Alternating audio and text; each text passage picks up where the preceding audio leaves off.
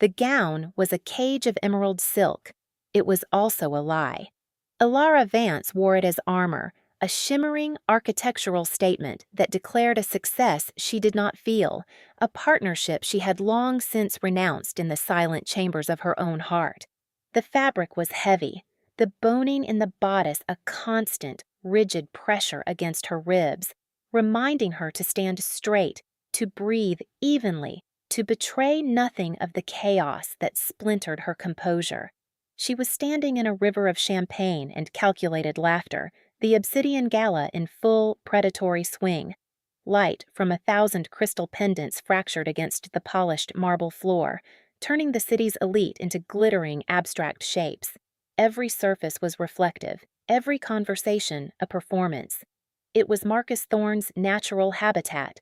For her, it was a beautiful, suffocating hell. He had insisted she attend. It was not a request. With Marcus, things were never requests. They were declarations of existing fact. "You have an obligation," he had said, his voice smooth as poured concrete and just as unyielding. An obligation to the brand, to the image, to the carefully constructed fiction that was Thorne Developments, the fiction that he was the visionary, the genius, and she was his beautiful, supportive partner, the muse. A lovely passive noun for a woman whose mind had drafted every profitable line of his empire. Her son, Leo, was a small, warm anchor in the cold tide of the evening. His hand, impossibly small and trusting, was clamped tight in hers. He was 6 years old, and his world had been shrinking for months, distilled down to the shifting weather patterns of Marcus's moods. Tonight, he was silent, his large, dark eyes absorbing the overwhelming scale of the ballroom. He wore a miniature tuxedo, another one of Marcus's props for the evening. "The happy family?" He had smiled when the tailor finished, a smile that never touched the Arctic gray of his eyes. Ilara had a bag packed in the trunk of her car. It was a small, practical thing, a stark contrast to the designer clutch in her hand. It held everything that mattered: 2 changes of clothes for her and Leo, a worn copy of The Little Prince, a sealed envelope containing every dollar she had managed to siphon from the household account over the past year, and the original hand-drawn schematics for the Meridian Tower, the building that had made Marcus a titan. Her work. Her name was nowhere on them now. The plan had been simple, desperate. Endure the gala, smile for the cameras, wait until Marcus was deep in his cups and his own self-congratulation, then slip away. Drive until the city was a memory, disappear. It was a fragile plan, built on hope and the prayer that for once, he would be too distracted to notice her absence immediately. She did not scream. The thought was a distant clinical observation. Her body had gone rigid, a statue in green silk, but she made no sound. The hand that clamped around her upper arm was a vice. Marcus had cornered them near the sweeping terrace doors, his body blocking their retreat, his scent, expensive cologne and expensive whiskey, a suffocating cloud. "Where do you think you're going?" His voice was a low growl, meant only for her, but the pressure of his fingers was a public declaration. His smile remained fixed for the benefit of a passing photographer, a perfect, chilling facsimile of charm. "Leo is tired," Ilara said. Her own voice was a stranger, thin and brittle. "I'm taking him home. The boy is fine. We're not leaving. The Minister of Urban Development is about to arrive. I need you here." His fingers tightened, a sharp, punitive squeeze that sent a jolt of fire up her arm. She could feel the distinct press of each individual digit, a brand of ownership. Leo whimpered, a tiny sound swallowed by the orchestral swell of music. He pressed himself against her leg, trying to burrow into the unyielding silk. "Let go of my arm, Marcus," she said, her voice dropping to a whisper that was colder and harder than his growl. It was a tone she had rarely used, a line drawn in the sand. He seemed surprised by it. For a flicker of a second, the mask of the charming developer slipped, revealing the furious, possessive man beneath. He had not updated the file. He was working from a version of her that had never been accurate, a version that he had invented for his own convenience, pliant, grateful, silent. This new version, the one with a spine of steel forged in years of quiet endurance, was an unwelcome system error. "You have an obligation," he hissed, his face close to hers. "You will stay here, and you will smile, and you will not embarrass me. Do you understand?" It was the final confirmation. The last shred of doubt she might have harbored about her decision evaporated in the heat of his rage. This wasn't a partnership. It was a hostage situation. Her silence had been mistaken for consent for too long. Her grace had been misinterpreted as weakness. She looked past him, her eyes scanning the crowd for an escape that wasn't there. And then she saw him. Or rather, she felt his presence first. It was a pocket of stillness in the swirling chaos of the room. A man standing alone by a marble column, holding a glass of what looked like water. He was not performing. He was not networking. He was simply watching. He wore a charcoal suit of impossible quality, tailored so precisely it seemed an extension of his own formidable structure. His posture was one of relaxed authority, a deep, quiet power that had no need for swagger or volume. While everyone else in the room shouted their importance, he was a study in silence. The kind of silence that doesn't echo, the kind that settles, absorbing all the surrounding noise. His gaze was not directed at the spectacle, but at the ugly little scene unfolding by the terrace doors. He was watching them. He was watching her. Leo must have felt the shift, too. He peeled himself away from Alara's leg. It happened so fast she didn't have time to react. He darted through the small gap between her and Marcus, a tiny, determined figure in a sea of giants. He ran not towards the exit, but straight towards the still man by the column. Marcus turned, his face contorted with fury at the boy's sudden flight. "Leo, get back here now!" But Leo didn't stop. He navigated the forest of legs and gowns with a singular purpose, his small face pale and set. He reached the man, this island of calm, and without hesitation, he grabbed the man's large, perfectly manicured hand. He tugged on it, his small body trembling. The entire ballroom did not fall silent. The music did not stop. But in their immediate vicinity, a bubble of quiet formed. Conversations faltered as heads turned. The man looked down at the small boy gripping his hand, his expression unreadable. Leo's voice was high and clear, cutting through the low thrum of the gala with the purity of a bell. "My mama's in danger," the little boy said, his voice shaking but firm. "You're the only one who can help." The man's gaze lifted from Leo, moving past the boy to meet Alara's. His eyes were a very dark, very clear gray, like a storm-washed slate. In them, she saw not pity, but recognition. It was a look that stripped away the emerald gown, the forced smile, the years of pretense. It was a look that saw the architect, the mother, the survivor. It was the most terrifying and exhilarating thing she had ever experienced. He did not rush. He was not performing. Julian Sterling, a man whose name was a synonym for structural power on a global scale, bent slightly at the knee, bringing himself closer to Leo's level. He did not release the boy's hand.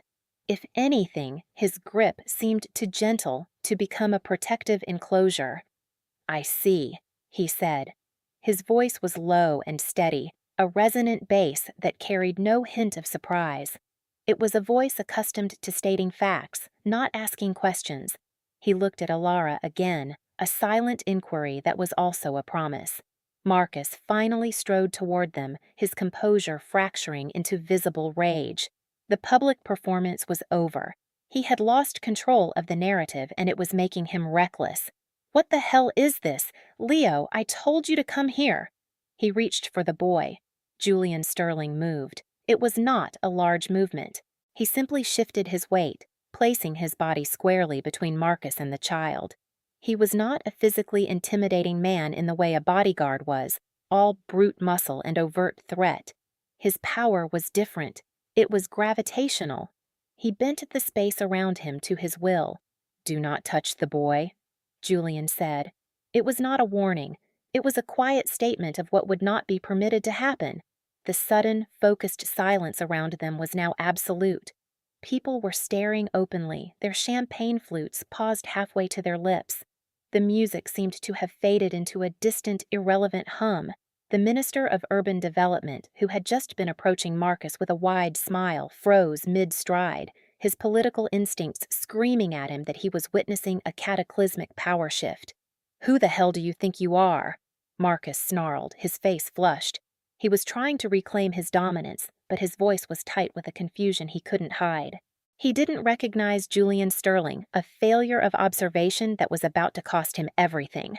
In Marcus's world, power announced itself with noise and bluster.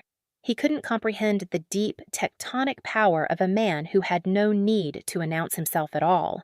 Julian's gaze remained on Marcus, cool and analytical.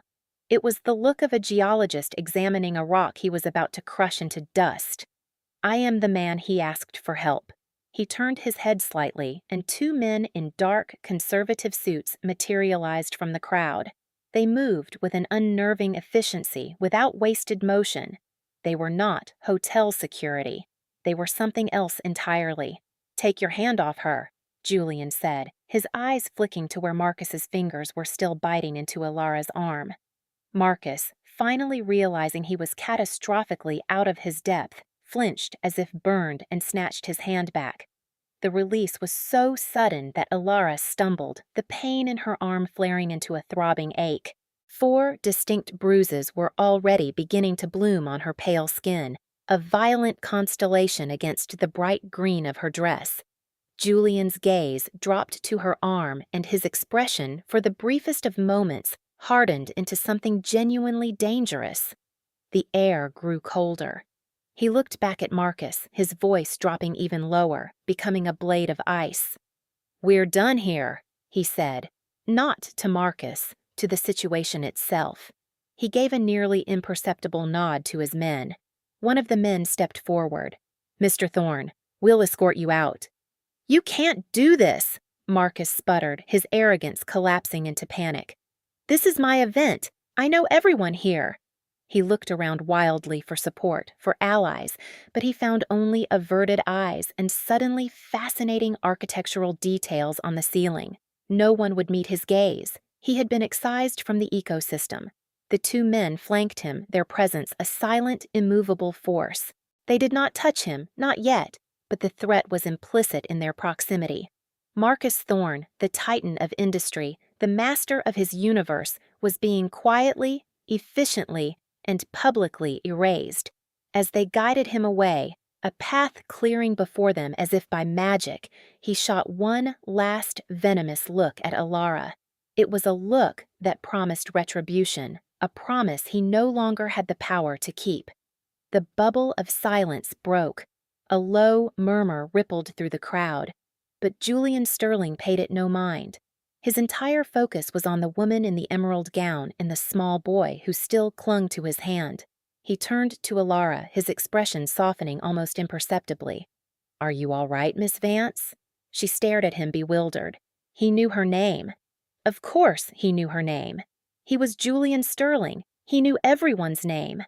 But the way he said it felt different, as if it were a piece of information he had held in reserve for some time. "Yes," she managed to say, the word a small, shaky thing. She pulled her wrap tighter around her shoulders, an instinctive gesture to hide the marks on her arm. Julian's eyes followed the movement, and a flicker of something, displeasure perhaps, crossed his face. He looked at Leo, who was now peering up at him with a mixture of awe and trepidation. Julian gave the boy's hand a gentle squeeze. "You were very brave," he said to Leo. It was a simple statement of fact, delivered with the same quiet authority he used for everything else. Leo seemed to swell with the praise, his small shoulders straightening.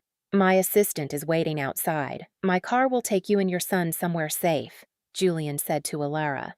I have a car," she stammered, her mind still struggling to catch up to the sheer velocity of events. Her plan, the bag in the trunk, the long drive into anonymity. "No," he said, his tone gentle but absolute. You do not. Not tonight. Tonight, you let someone else handle the logistics." He gestured with his free hand toward a side exit, away from the main doors where the press was likely gathering like vultures. "Please." It was the first time he had used a word that resembled a request, and it was more compelling than any command. Alara looked down at her son, who was still holding tightly to this stranger's hand, looking up at him as if he were a superhero made manifest. In Leo's eyes, there was no fear, only a profound and total sense of safety. It was a look she hadn't seen on her son's face in a very long time. That was what made her decision. For her son's sake, for the promise of that look. She nodded. "All right." He led them away from the gawking crowd, his large frame a shield between them and the curious eyes. As they walked, she felt a strange and disorienting sense of relief. It was the feeling of a soldier who had been holding a defensive line, alone, for years, only to look over and see an entire army cresting the hill behind her. The battle was not over, but for the first time she was no longer fighting it by herself. The car was not a car. It was a sanctuary on wheels. A long, dark sedan with windows so tinted they turned the city into a submerged, silent world of blurred light. The interior smelled of clean leather and quiet money. The door closed with a heavy, satisfying thud, sealing them off from the noise and the night and the life Alara was leaving behind. Leo was asleep within minutes, his small body curled on the plush seat, his head pillowed in Alara's lap. He had not let go of Julian's hand until the moment he was safely inside the car, and even then it had been a reluctant release. Now, in sleep, his face was smooth with a peace that had been absent for months. Julian sat opposite them, the cavernous space of the vehicle allowing for a comfortable distance. The city lights slid across the planes of his face, illuminating a profile that was all sharp, intelligent lines. He had not spoken since they entered the car, allowing her the space to process, to breathe. It was a patient, observant silence, the kind of silence that listens. Finally, she spoke, her voice still thin but gaining strength. "How did you know my name?" He turned his head to look at her, his dark gray eyes seeming to absorb the faint light. "I make it my business to know the names of brilliant people, Miss Vance, especially when their work is being passed off as the product of a lesser mind." Alara's breath hitched. It was a direct hit, a statement that bypassed all pretense and went straight to the heart of her stolen career. He knew. He didn't just see a woman in distress. He saw the architect of the Meridian Tower. "For the past 6 months," he continued, his voice a low, calm murmur against the hum of the tires on the pavement, "my acquisitions team has been conducting a deep portfolio analysis of Thorn developments. We were considering a hostile takeover." A hostile takeover. The words were so clinical, so corporate, yet they held the promise of a biblical reckoning. "The numbers were good," he went on, "but the design philosophy was inconsistent. The early projects were competent, profitable, but uninspired. Then, 5 years ago, something changed. The designs became visionary. The Meridian Tower, the Azure Complex, the kinetic facade on the waterfront project. They were elegant, brutally efficient, and deeply humane. They were not the work of Marcus Thorn." He paused, letting the words settle in the quiet cabin. "His ego is too loud. It shows in his early work. All flash, no foundation. The new designs were quiet, confident. They understood space and light and how people move through them. They were the work of an artist, not a salesman." Alara felt a strange, painful lump form in her throat. To be seen. To have her work, the most intimate expression of her soul, analyzed and understood and appreciated by a stranger when the man she had shared her life with had seen it only as a commodity. It was a profound and shattering validation. "I started digging," he said simply. "I looked for the ghost in his machine. I found a series of quiet, uncredited consultants on the early projects. I found architectural drafts in a style that was completely alien to his. I found you." "Why," she whispered, "why go to all that trouble?" Because I am building a city, Miss Vance, or a piece of one at any rate, and I require a chief architect with a singular vision.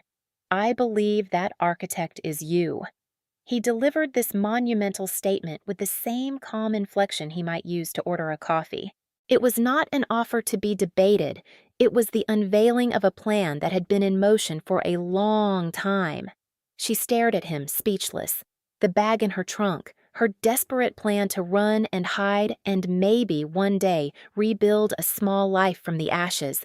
It all seemed so small now, so pitifully inadequate. She had been planning an escape, while he had been planning a restoration. The car glided to a stop in a subterranean parking garage, the air cool and still. A private elevator stood waiting, its bronze doors gleaming. Julian led them into the elevator, which rose with a silent, stomach-lifting swiftness. "Where are we?" she asked, her voice hushed. "My home," he said. "You and Leo will stay here. It is the most secure location in the city. My head of security is already arranging for your belongings to be discreetly retrieved, whatever you wish to keep." He was handling everything. A part of her, the part that had been forced into hyper-independence for years, bristled at the idea. But the larger part, the exhausted, bruised, and terrified part, felt an overwhelming wave of gratitude. She was too tired to fight anymore, at least for tonight. The elevator opened directly into a penthouse that was less an apartment and more a kingdom in the sky. The main room was a vast expanse of glass and minimalist design, with floors of dark, polished wood and furniture that looked like sculpture. The entire western wall was a floor-to-ceiling window showcasing a breathtaking panorama of the city. The lights glittered below them like a fallen galaxy. It was a view from the summit, a place of untouchable power. An older woman with kind eyes and hair the color of spun silver was waiting for them. She wore a simple, elegant gray dress. "Mr. Sterling, everything is ready." "Thank you, Elena," Julian said. He turned to Alara. "This is Elena. She manages my household. She'll show you to your rooms. Anything you or your son need, she will provide." Elena smiled at Alara, a warm, genuine expression that held no judgment, only welcome. "The little one looks exhausted," she said, her voice soft. "We have a room prepared for him right next to yours, and a light supper is ready, if you're hungry." Alara, carrying a now deeply sleeping Leo, could only nod, her throat tight with an emotion she couldn't name. It was more than relief. It was the disorienting feeling of landing on solid ground after having been lost at sea for years. Elena led her down a quiet hallway to a pair of adjoining suites. The rooms were beautiful, of course, decorated in serene shades of cream and gray, but they were also welcoming.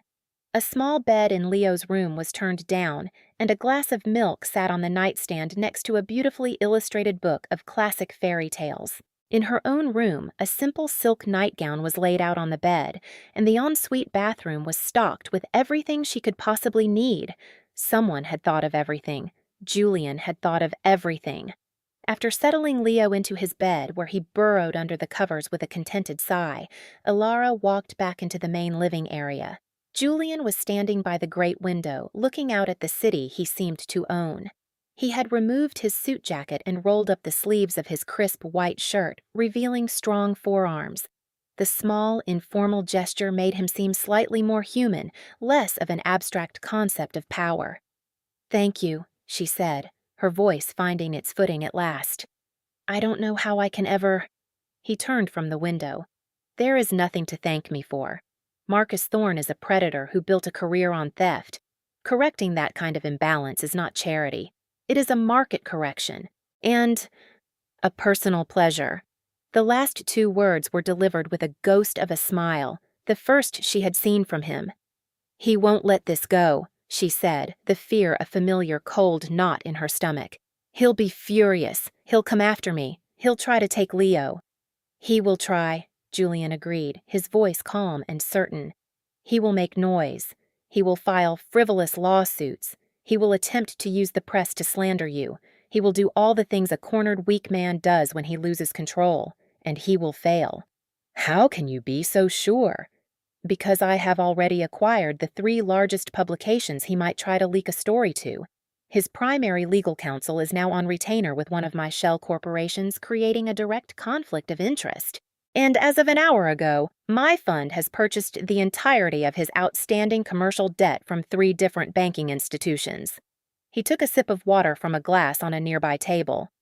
Marcus Thorne is no longer your problem, Miss Vance. He is a line item on a balance sheet, and I am about to write him off. The sheer scale of his response was breathtaking. It was a war waged not with fists and shouts, but with phone calls and wire transfers. It was quiet, precise, and absolutely devastating.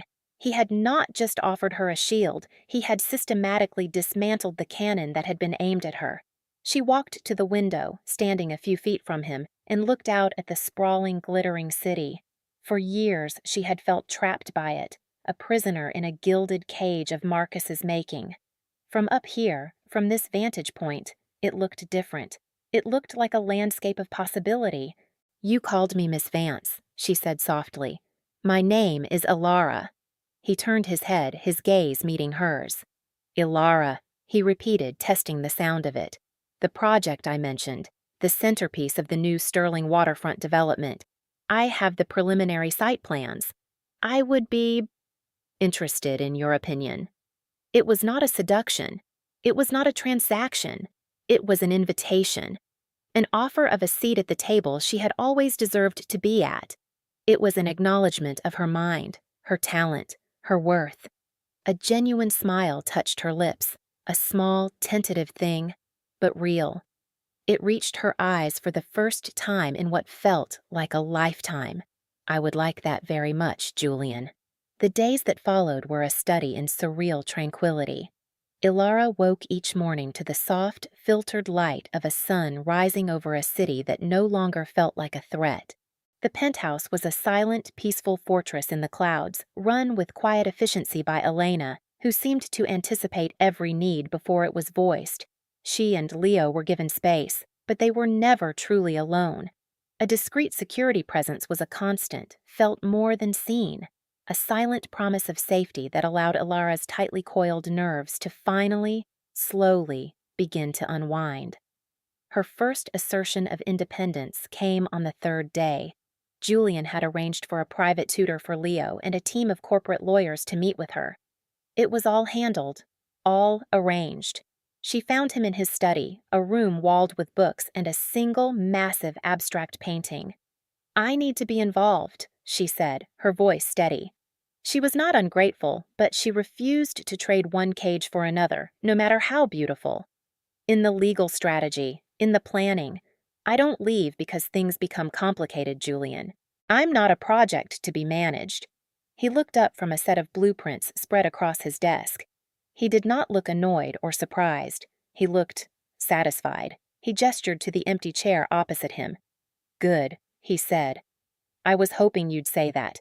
The lawyers are competent, but they lack context. They need the architect's perspective." And just like that, she was no longer a victim being protected. She was a partner in her own liberation. She spent the next week in a conference room with his legal team, meticulously documenting years of Marcus's fraud. She produced her original sketchbooks, dated journals, and digital files with timestamps that predated Thorne Development's official filings by years. Her memory was architecturally precise. She recalled conversations, dates, and witnesses with a clarity that left the lawyers in awe. She was not just the artist, she was the archivist of her own theft. During this time, her interactions with Julian were brief but meaningful. They shared quiet breakfasts on the terrace, the city waking up below them. He would ask about Leo, listening intently as she spoke of her son's newfound laughter, his return to the happy, carefree boy he was meant to be. Leo, for his part, had adopted Julian with the solemn finality of childhood. He would often appear in Julian's study with a book to be read or a drawing to be admired. Julian, the ruthless titan of global finance, would patiently stop his work to critique the structural integrity of a crayon castle or read a story in his low, steady voice. One evening, he unrolled the plans for his waterfront project across the massive dining table. It was ambitious, a sprawling complex of residential towers, green spaces, and cultural centers. It was technically brilliant, but it lacked a soul. "It's efficient," she said, tracing a line with her finger, "but it doesn't breathe. You've designed a perfect machine for living, but not a place to live." He listened, his expression intent, as she talked for nearly an hour. She spoke of sightlines, of the flow of human traffic, of the need for accidental, beautiful spaces where people could simply exist. She grabbed a piece of paper and began to sketch, her hand moving with a fluid confidence that had been dormant for too long. She redesigned the central plaza, shifted the angle of a tower to capture the afternoon light, and added a winding, elevated park that connected the entire complex. When she was finished, she looked up, suddenly self-conscious, but he wasn't looking at the drawing. He was looking at her, his eyes holding an expression of profound respect. "I knew it," he said softly. "I knew you were the one." Meanwhile, as their quiet world of safety and mutual respect was being built, Marcus Thorne's world was being systematically unmade. He did exactly what Julian had predicted. Blind with an arrogance that bordered on delusion, he launched a multi-pronged attack. "Give her 3 days," he'd boasted to his rapidly dwindling circle of allies. "She'll be begging to come back. She can't survive without me." 3 days became a week. A week became 2. His confident pronouncements curdled into desperate rage. He filed a lawsuit claiming Ilara had stolen his intellectual property and, in a move of breathtaking audacity, filed for emergency custody of Leo, claiming he was the boy's de facto father and that Ilara was an unstable mother under the influence of a dangerous man. His lawyers, however, found themselves navigating a bureaucratic labyrinth. Meetings were canceled, filings were delayed, key witnesses suddenly became unavailable. The powerful legal firm Marcus had on retainer abruptly dropped him as a client, citing a sudden and unforeseen conflict of interest they couldn't elaborate on. He was forced to hire a second-rate firm that was immediately buried in an avalanche of counter-motions from Julian's legal team. The press, which he had always wielded as a personal weapon, went silent. The scathing exposé he tried to plant about Ilara never materialized. The journalists who had once taken his calls now politely declined to comment. Unbeknownst to him, the parent companies of their networks were all in the final stages of negotiating massive advertising contracts with Sterling conglomerate. His calls were not being returned. His narrative was not being printed. His final fatal miscalculation was born of pure desperation. He learned that Julian Sterling was hosting the annual Obsidian Gala, the very event where his downfall had begun. It was the most exclusive and high-profile event of the year, a gathering of the city's true power players. Marcus, who was not invited, saw it as his last chance. He would confront them publicly. He would force a scene. He would expose Ilara as a gold digger and Julian as a predator. In his deluded mind, he was the hero of his own story, about to reclaim what was his. He bribed a junior catering staff member for a uniform and a security pass. He slipped into the grand ballroom of the Sterling Tower, his heart pounding with a mixture of fear and righteous fury. He was going to spring his trap. He had no idea he was the one walking into it. The Obsidian Gala was a different affair this year, held in the soaring triple-height atrium of the newly completed Sterling Tower. It was a monument to Julian's power. The theme was Futures, and the room was filled with the architects of the city's tomorrow. Tech billionaires, visionary artists, and political kingmakers. Ilara stood beside Julian, no longer his guest, but his partner.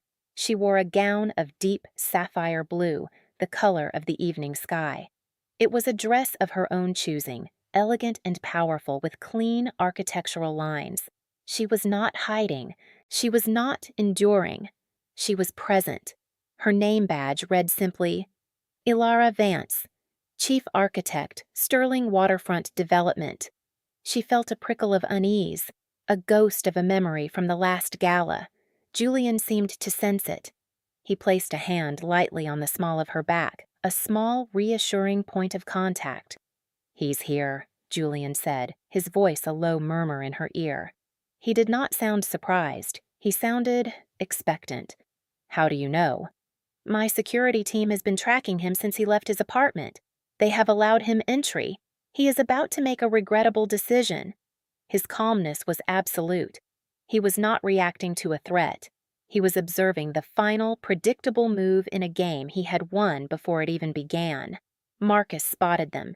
He pushed his way through the crowd, his face a mask of sweat and desperation under the harsh lights. He wore a stolen waiter's jacket that was too tight in the shoulders. He looked pathetic, a ghost haunting a party he no longer belonged to. He stopped before them, his breath coming in ragged gasps. He ignored Julian completely, his wild eyes fixed on Ilara. "Ilara," he said, his voice loud enough to turn heads. "This has gone on long enough. You're coming home. You have an obligation to me, to our family." A ripple of shocked silence spread from them outwards. The orchestra faltered, then stopped. Ilara looked at him, at the man who had been the center of her world, the source of her fear and her pain for so long, and she felt nothing, just a profound, cold pity. "I have no obligation to you, Marcus," she said, her voice clear and steady, carrying across the silent atrium. "And we were never a family." "Don't lie," he shrieked, his control finally shattering. "You owe me. Everything you have, you owe to me. I made you." He lunged forward, trying to grab her arm as he had done before. He never reached her. Julian stepped in front of her, a simple, fluid movement. He did not raise his hands. He did not raise his voice. He simply occupied the space, an immovable object. "That's far enough, Marcus," Julian said, his voice dangerously quiet. Marcus recoiled, finally forced to acknowledge the man he had so fatally underestimated. "You!" he spat. "You think you can just buy her? You think you can steal my life?" "There was nothing to steal," Julian replied, his voice still unnervingly calm. He held up his phone, the screen glowing. On it was a series of financial documents. "Your company, Thorn Developments, has been insolvent for a week. I own your debt. I own the mortgage on your building. I own the patents you fraudulently filed." He swiped the screen. A new document appeared. "I also own the publishing house that was about to give you a book deal and the television studio that was developing a show about you. Both contracts have been canceled." He swiped again. "This is a copy of a signed, notarized affidavit from your former head of design, admitting he was paid to erase Miss Vance's name from the original Meridian project files and replace it with yours. It has been submitted to the Board of Architects. Your license will be revoked by morning." Marcus's face had gone from red to a sickly, waxy white. He was trembling, his mouth opening and closing with no sound coming out. "You seem to believe that power is about being the loudest person in the room," Julian continued, his voice a clinical, dissecting tool. "You're mistaken. Real power is structural. It's the ability to purchase the room itself, to own the building it's in, and to decide who is and is not allowed on the guest list." He put his phone away. "You are no longer on the list, Marcus." The collapse was total and immediate. The arrogance that had been the scaffolding of his entire identity dissolved, leaving nothing behind. Marcus Thorne crumpled. He dropped to his knees on the polished marble floor, his stolen jacket bunching around his neck. A raw, animal sob tore from his throat. He began to weep, his shoulders heaving, a man utterly and publicly broken. The two security men who had escorted him out of the last gala appeared again.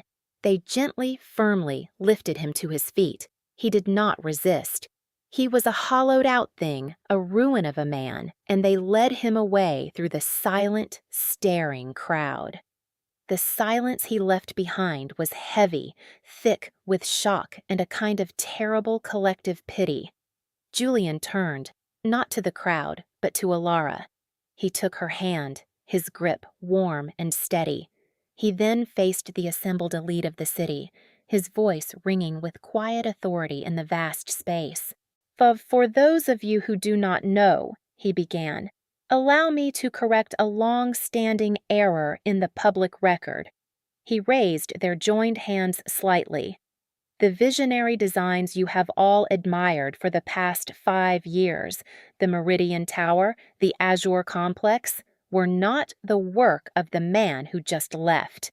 They were the creation of the most capable person I have ever had the privilege of meeting." His gaze swept the room, commanding their full attention. "I would like to introduce you all to Alara Vance, the true architect of the Meridian Tower and the brilliant mind who will be designing our collective future as the head of the new Sterling Architectural Division." A slow, hesitant applause started from a corner of the room. It grew, swelling into a genuine rolling ovation. It was a sound of acknowledgement, of correction, of vindication. Alara stood in the warm light, the sound washing over her, and felt the last of the weight she had carried for so long finally lift and dissolve into the air. It was over. It was truly over. Later, after the gala had wound down, they stood on the private balcony of the penthouse, the city a tapestry of light at their feet. The night air was cool and clean.